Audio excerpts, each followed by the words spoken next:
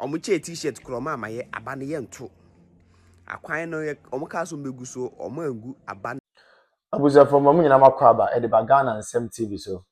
But omo dey so be like video, no be subscribe to the channel, no what turn on notifications say be next time. Videos of this nature eba also sabit makabi na so watch your comment section ho. Maybe whom be from Mr. President Amejo so TikTok or comment section ho. By be whom be from Mr. President Amejo so. Ko yin na dream say that chi bia no e between the new patriotic party aba power.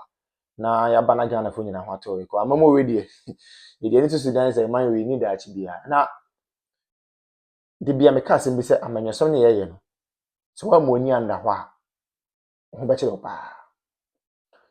The moment I be hold the public office, and they say, who say you own it a responsibility. I mean, a sole responsibility to serve the ordinary Ghanaian.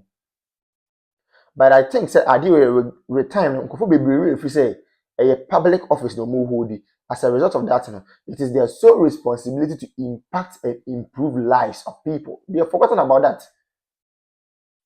Abushamin chankra, mommy enko. Yenko video bimra. The video no we are going to take our time and digest the issues out of the perspective of the ordinary girl, not the perspective of Mr. President here. Women commerce is here. Omuche t-shirt kroma maye abane ye nto. Akwan no ye omuka so mbegu so omo angu abane ye nto. Me yale da hospital kroma mehwe me abano ma nto. Ene mo ne na mo ka Dr.Bawumia na mo ye no. Currently me Adansi Asokwa honorable KT Hamodu Pesua so after saying this in no be dada omo ebe twa ntro kire omo say ye to abama na kwan no obeye no me ba portals amenamu chese menamu kurabu onye you getting to 2 years in ye or train am about to ba no be obijuju so no osade abeye campaign na mo ka Bawumia na mo ye no is it some ntimi nkasa Mede muntimi nkasa Adansi Asokwa fo mo mpe ba bi na mede muntimi nkasa na mo ka Bawumia na mo ye no ye nyina ye tim say pa odi opa mahama ntua woka wo ye nurse ni wo ntua woka kudi na tem ana ko ye demonstration wo bedam nkwana nyina edu Bawumia so say akwa no kodi Bawumia te Bawumia se wono on smooth bia so bia nkwachu Ghana police crowd mo ye hwehwe ani wo so on smooth bia so bia nkwachu obi munyi no mo ma be wanu fa no obeye no me ba portals amenamu chese menamu kurabu onye you getting to 2 years in ye or train am about to ba no be obijuju so no osade abeye campaign na mo ka Bawumia na mo ye no is it some ntimi nkasa mede muntimi nkasa Adansi Asokwa fo mo mpe ba bi na mede muntimi nkasa na mo ka Bawumia na mo ye no ye nyina ye tim say pa odi opa mahama ntua woka wo ye nurse ni wo ntua woka kudi na tem ana ko ye demonstration wo bedam nkwana nyina edu Bawumia so say akwa no kodi Bawumia te Bawumia se wono on smooth bia so bia nkwachu Ghana police crowd mo ye hwehwe ani wo so on smooth bia so bia nkwachu obi munyi no mo ma be wanu fa no hundi on Bawumia de ono sa na ma bisa wo mpe papa ba ko ne de on de ope obi di na tema obeche no ono de monye nsa ma na Adansi Asokwa fo mo kwan no da so tse de tie malamin sunna ban zuwa wurin shince dan nemi albarka kanka Allah na tare da ni Allah na kusa da ni yafi rigan da ce jikina amma rashin sanin addinin musulunci rashin sanin sunna yana cause ma mutum ya zama jahili ya zama murakkab ya zama wawa chief imam na da albarka yana da albarka yayi addu'a zango a bar shaye-shaye yana da albarka yayi addu'a zango ya gyaru kamar yadda arna suka gyara unguwanninsu ya yi karabar shi in chief imam na da wani iko ya gyara zango tukun ba su da komi shi karya an yi karya ta waɗanda su ce gefe suna kallon limaman na da wani matsayi limaman na da wani iko da za su yi wani addu'a kai ba wani hustling hard bro kama Allah kawai bro ba wani liman wallahi in manka da babanka sun fi limamai albarka man ka da aife ka inda tana da rai wallahi in ka barin man ka kaje wani limami kaje ka nemi albarka kai wawa ne abinda da kai ji bakin wani liman shine Allah ya ce annabi ya ce shikenan ba wani albarka da yana da albarka ya ba kan shi ya ba wa nun wace jin su ya wuce limaman mu na Ghana ba su da komi masallaci ma ba su gina bara su ce su gina masallaci kai ne kace da kudi kace zuwa kana gyara musu masallatayya kai ne kace da kudi kace zuwa kana gina musu hospital kai ne kace da kudi kace zuwa ka gana musu hanyar city ka kuma je wurin waɗanda ba su da komi neman albarka ba rashin sanin addinin musulunci ba rashin sanin Allah mutum ya je wurin bawan Allah wai ya je nemi albarka shi chief imam yana da albarka yayi makan shi addu'a ya tashi ya Dr.Bawumia mana tun na zaune bai tafiya ka je wurin shi ya nemi albarka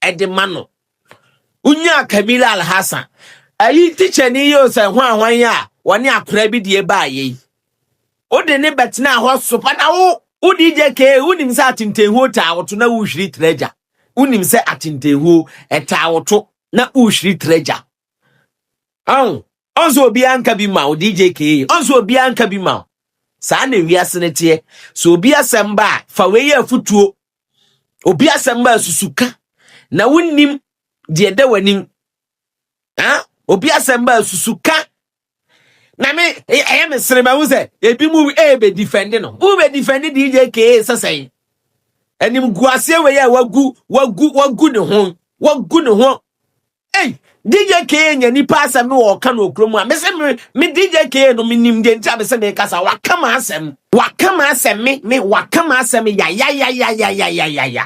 asa ne ye nya nipa asa ye de ne ye mfura busuam ene de wo me se baby awo no ankasa no baby isu no ko fine na faye somebody can catch us say afaye pa enti ne yentimi enka no se de nke ese ye ka no ene wunti Kamila Al-Hassan ocha krom ha chese DJ K na wuni nyanza sene hwan wo krom ha so obi ya na ade na wonti ase a memfa ne se nipa ne sabi onim de wo ye wuni nyanza sene hwan wo krom ha on say so tam yesi wo platform ne so a ya na memfiu utam me a me nua ba political babies esi wo platform ne so a on say ya ne yemfiu ya na ho yesere ya na video ni ehwe ni say ya ene de ho na ho hye wo no ene wo na ho hye wo no me say Kamila Al-Hassan ba bi owo bia ne kra ene ne kra ni beba ne ho so ne kra ni beje na explanation be na de beba abonten enra me ye video ba akoma na eno ne ye part 1 we ye part 2 me twen so obesa ba abonten abekeka obeti aden na mumu bi munya nipa munsusu DJ K misise wa we awe nsem a o ka fa me ho DJ K and then na o hye ho no next time ufu akokwa a obefre no alolo ewiase na ho kwa ene ewiase no ensa emmeka wo no yenkoka no ano a emmeka wo no yenkoka no Kamila Al-Hassan video ba wo si obia wo ho kwan se video ba abonti on be kirechiro ma adwene ene wo so de aba ye be kirechirem ye de pen ni paper beto ho na wo kra se won sa anya good unsa anya good wo de be man ko foforo won fa ma assembly won fa ma sanitation bio anya wa sa sanitation for disika yakwaji loan na breast sanitation for won fa anya hwe na wo ba obeje fi sanitation for na wo je ye no enya wa sako hwe no sako shi tatatata nso tonshina baby shi who ya dio nkwa ho ba eja hihie Mr. Pad unya ba perfect intro esa wo pad saka wide wo se pad na be ye bibia mo It took about 15 minutes. You can even waste as much as 1.5 hours. So we are just pleading. They should just come to our aid. Make it a little more trouble so that it will be. I'm a teacher and I'm still here. My learners are in school waiting for the teacher and the teacher is still here. So we are just pleading. They should just come and fix it for us. We beg them. How long have you been waiting? Oh, I got here for almost 4 hours. Yeah, if I'm not, yeah, 4 hours. Because I got here before 6 o'clock and we are still here. It's 9 something. So it's more than almost 3-4 hours we've been here. And so these are the more residents who are gathered here, sharing their flight here. I understand your frustration, but let me engage some of the organizers of this particular demonstration. Now we understand you've blocked the road for close to 3 hours. She says she's a teacher. She's not able to go to school. So how long are you going to continue this? Amasaman, more than 4 hours. More than 4 hours.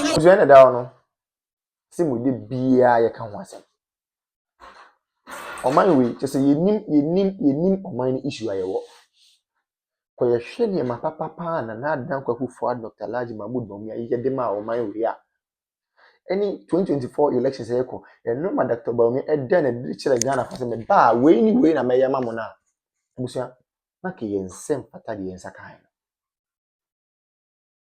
Serious. So in fact, oman bi timi ko borrow oman bi presidency. Oman bi timi ko borrow oman bi leaders are KBA, the new patriotic party, the leaders of the party, KBA borrow another African country to cause development there. For the first time in the history of the country, we have generalized free senior high school. The word is generalized. For the first time in the history of the country, we have active drone delivery systems. For the first time in the history of the party and of the country, yetimi enya active and well facilitated health facilities across the length and breadth of the country. Agenda 111. We may say impoyen because the agenda na the person here number of hospitals and the is intimate because of time. But those ones it really go and see how they have been operationalized.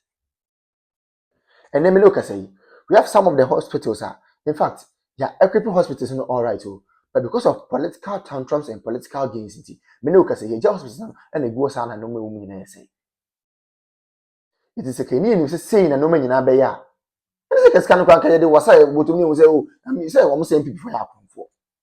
Name my comfort must sacrifice discard to what the other hospitals. Most of my comfort. A comfort must facilitate me on the fund free seniors. Most of my comfort. You see, I ain't gonna for debut. Now, find a tables net and after the Mokika. Why are they shouting? Obian can't to me and call I saw from among common into with the greatest of it, among common to them queen in a home. Chief imam for them common to them queen in a home. Politicians need common to them queen in a home. Market women among common to them queen in a home. Obian can't to them queen in a home. 2020 Jua, then you know the way forward. Yet you come over so no bow, no the credit scoring system, but I must open content. Nancy Bibi Nina said, "Ye be a kitting, ye invest square and kitting. We want everything in pieces. We don't want everything in bulk." And here same cranny. Obi my credit scoring system also open kitting. Obi introduce electric or electronic bus systems, most open kitting. Is any one day? You people chose policy, you people chose music over policy.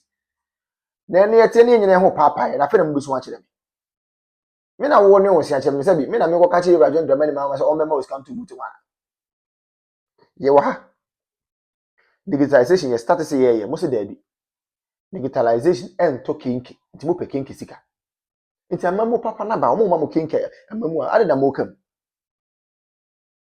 ye wo ko mo ya e de Regr3ts mama ko gina fese and can form Gafon catch up say, "Oh, Gafon, oh, now more than kinky and we have utilization here." And I got so okay, but to Banama boom, boom, boom, boom, much about my kinky government. It's me. Say dear go your credit menu now to me who let be a yoke of what Troy about Council of State member voter region. Now Miss Fiums, hey, Ramona Chapa ya hype say where can say Israel train, Israel train. But the issue is true. Okay, the letter now was say Council of State member no, were former staff Emanam 1, which is never true. Onya Juma order. Onya Juma or da. And Onya Juma or da. Amanam 1 for the first time. Nam 1 I post. Oh yes, Nam 1 I post. Yeah, no catch you. We say, oh, the panel boy.